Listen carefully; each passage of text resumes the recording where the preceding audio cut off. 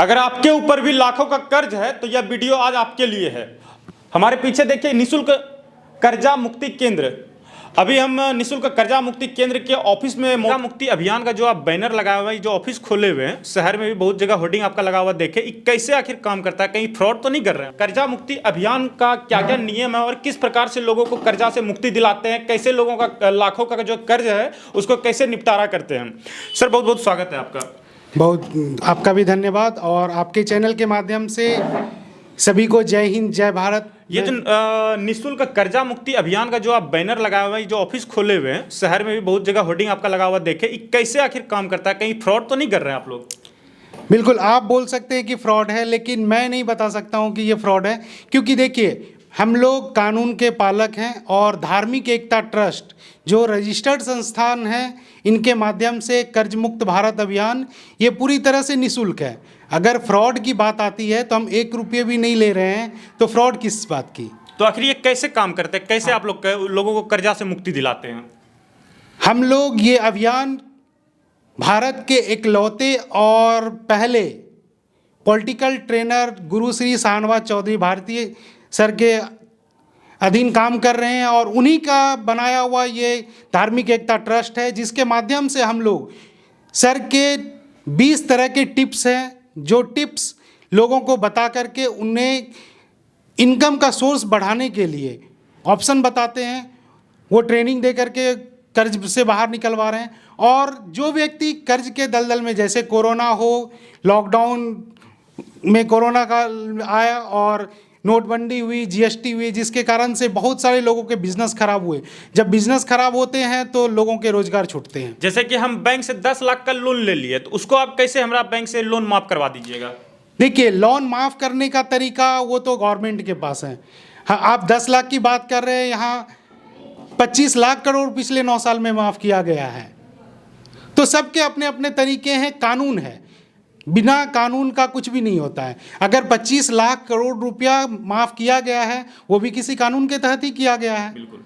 अगर कानून है और बड़े बड़े बिजनेसमैन के लिए कानून है, तो वही कानून आम जनता के लिए भी है, छोटे व्यवसायियों के लिए भी है। तो उसी कानून के तहत इनको क्यों नहीं किया जा सकता है? अगर उनका हो सकता है तो इनका भी हो सकता है। करने की इच्छा होनी चाहिए।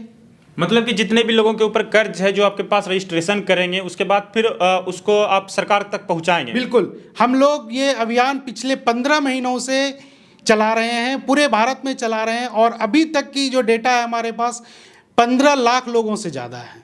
और ये जानकारी हम लोग प्रधानमंत्री कार्यालय, पहला 7 बार वित्त मंत्री कार्यालय में दिया गया, लेकिन वित्त मंत्री कार्यालय से कुछ भी नहीं सुना गया। तब 10 बार प्रधानमंत्री कार्यालय में दिया गया और ये जानकारी जब दिया गया और इस महीने जब हम लोग देने के लिए गए तो प्रधानमंत्री कार्यालय से सीधा बोला गया कि आप लोगों का कर्जा का डिटेल्स मत दीजिए। अगर आपके ऊपर कोई कर्जा है, मतलब व्यक्तिगत कर्जा है, तो आप अपनी समस्या दीजिए, आपको मदद किया जाएगा। जनता के बारे में आप मत सोचिए। जनता को आप मदद करने वाले कौन होते हैं? अच्छा, मतलब कि आप एक ट्रस्ट के माध्यम से जनता का अगर मदद कर रहे हैं तो सरकार की तरफ से इसका विरोध किया जा रहा है। सरकार की तरफ से ये बोला जा रहा है कि आप होते कौन है मदद करने वाले? लोकल प्रशासन क्या सपोर्ट कर रही है? लोकल जो बैंक है वो सपोर्ट कर रहे हैं? देखिए, लोकल प्रशासन, लोकल बैंक खुद से सपोर्ट तो कर रही है, लेकिन ऊपर से जो दबाव है उसके कारण से ये लोग अपोज कर रही है। अच्छा, अगर पर्सनली बोला जाए, पर्सनली मिला जाए, तो ये बोलते हैं कि ये काम बहुत अच्छा है, लेकिन रही बात नौकरी की, तो उन्हें अपनी नौकरी भी तो देखनी है। लोग मान के चलिए, अगर कोई किसी भी चीज़ को ईएमआई पर लेते, चाहे बाइक ले या ट्रैक्टर ले, और उसके घर पे जो फाइनेंसर आता है, जो पैसा तसीलने वाला लोग रहता है, वो 10 बजे रात में भी आ जाता है। इस पर क्या कहेंगे? इसका क्या नियम है? 10 बजे रात में जाना ही नहीं चाहिए। आरबीआई का रूल है कि सुबह 7 बजे से शाम के 7 बजे के बीच आप कलेक्शन के लिए जाइए। अगर आप 10 बजे रात में जा रहे हैं तो आप रिकवरी एजेंट नहीं है, गुंडा है। ये तो गलत है। बिल्कुल गलत है। 10 बजे रात में तो कोई गुंडा ही जा सकता है ना। अगर टाइम से अलग हट के काम करे तो वो तो कोई गुंडा कर सकता है। ये भागलपुर जिला में जो ये ऑफिस निःशुल्क कर्जा मुक्ति अभियान का, इसमें कितने लोग जागरूक हो रहे हैं और कैसे आप लोगों को गांव-गांव जाकर के जागरूक कर रहे हैं? देखिए, जैसे हम सबसे पहले तो हम अपने सोशल मीडिया पे लाइव आकर के फेसबुक के माध्यम से, यूट्यूब के माध्यम से लोगों को जानकारी दे रहे हैं। कुछ एरिया में जाके भी हम कैंपेनिंग कर रहे हैं, लोगों को समझा रहे हैं, बता रहे हैं कि आप कर्ज मुक्त अभियान से जुड़िए, और ये पूरी तरह से निःशुल्क है। इसमें किसी से 1 रुपये का भी अनुदान नहीं लिया जा रहा है, ना तो कोई आधार कार्ड की कॉपी, ना तो कोई पैन कार्ड की कॉपी, सिर्फ नाम, मोबाइल नंबर और आपके ऊपर कितना कर्जा और एड्रेस, ये 4 चीज़ ही मेन इंपॉर्टेंट है, और ये चीज़ें हर कोई किसी को भी दे दिया जाता है। तो ये निःशुल्क कर्जा मुक्ति केंद्र जो भागलपुर जिला में जो इसका ऑफिस खुला हुआ है कहलगांव में, तो ये अपने से किसी को कर्जा मुक्ति नहीं दिलाता है। ये जो है कि सरकार तक उसके बातों को पहुंचाता है कि हाँ ये व्यक्ति सक्षम नहीं है, इसका माफ किया जाए। ये घर घर जाकर के देखते हैं अपने से कि हाँ सच में वो व्यक्ति सक्षम नहीं है कर्ज देने में, तो सरकार के पास उनका डाटा पहुँचाते हैं कि इनका कर्जा माफ किया जाए। नहीं पहुँचा सकते हैं। कोरोना में जो भी लोग पैसा लेकर के साहूकार से या बैंक से लेकर के जो अपना व्यापार कर रहे थे, उनका व्यापार जो बंद पड़ गया, ठप पड़ गया, उसी को लेकर के ये लोग एक अभियान चला रहे हैं, लोगों तक घर घर जा रहे हैं और गांव-गांव जा करके ये जागरूकता फैला रहे हैं कि अगर आप सक्षम नहीं हैं तो आप अपना डाटा दीजिए, हम सरकार तक आपके बातों को पहुंचाएंगे और हो सकता है तो सरकार की तरफ से आपका कर्ज मुक्त भी हो जाए। अगर आप साहूकार से अगर लिए हैं कर्ज तो उनके बारे में क्या रहा है, उनसे बात करते हैं। अगर कोई साहूकार से लिया, जैसे कि 10% 5% पे ब्याज पे कोई व्यक्ति लिया है लोन, तो उस पर क्या कहेंगे, वो कैसे कर्जा मुक्त? देखिए, साहूकार से लिया अच्छी बात है, साहूकार को का भी मतलब मैं शुक्रगुजार हूँ कि किसी भी व्यक्ति को अगर ज़रूरत पड़ती है इमीडिएट तो वो उनको पैसे देते हैं, उनके एवज में उनको कुछ पैसे मिल जाते हैं। लेकिन हाँ, तरीका लीगल होना चाहिए, क्योंकि किसी का भी मजबूरी का फ़ायदा नहीं उठाना चाहिए।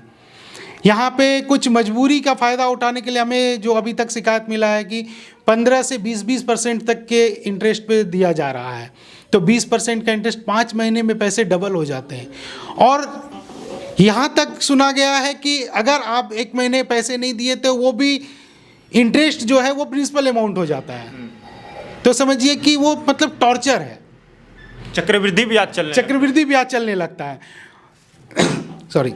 और हम लोग रिक्वेस्ट करते हैं, साहूकारों से भी रिक्वेस्ट करते हैं कि आप लीजिए, एक जो मिनिमम अमाउंट है उसको हेल्प किए हैं तो आप लीजिए, लेकिन उन्हें टॉर्चर मत कीजिए। अगर आज वो किसी कारणवश नहीं दे पा रहे, इस पर कोई कानूनी दबाव बनता है या फिर आप लोग जाकर के पंचायती करते हैं? नहीं, बिल्कुल नहीं, हम पंचायती नहीं कर रहे हैं। हमने डीआईजी साहब से भी मिला है, डीआईजी साहब ने आश्वासन दिया है कि अगर कोई व्यक्ति ऐसा है जिसे परेशान किया जा रहा है तो आप उनको मेरे पास भेजिए, हम उनके ऊपर एक्शन लेंगे। अगर आप भी किसी व्यक्ति से ब्याज पर पैसा लिए हैं और वो व्यक्ति आपको बहुत ज़्यादा टॉर्चर कर रहा है, अगर आप कह के लिए हैं कि 3% पे आप हमको पैसा दीजिए और वो व्यक्ति कह रहा है कि नहीं हम 10% पे आपको पैसा देंगे, तो ऐसे भी व्यक्ति इस कर्जा मुक्ति केंद्र में आए और अपनी बातों को बताएं कि हमको इस प्रकार से परेशान किया जा रहा है। जो भी कानूनी प्रक्रिया होगी, आपके डाटा को पहुंचाया जाएगा कानून प्रशासन के तक, और वो जो दबाव है वो दबाव कम किया जाएगा।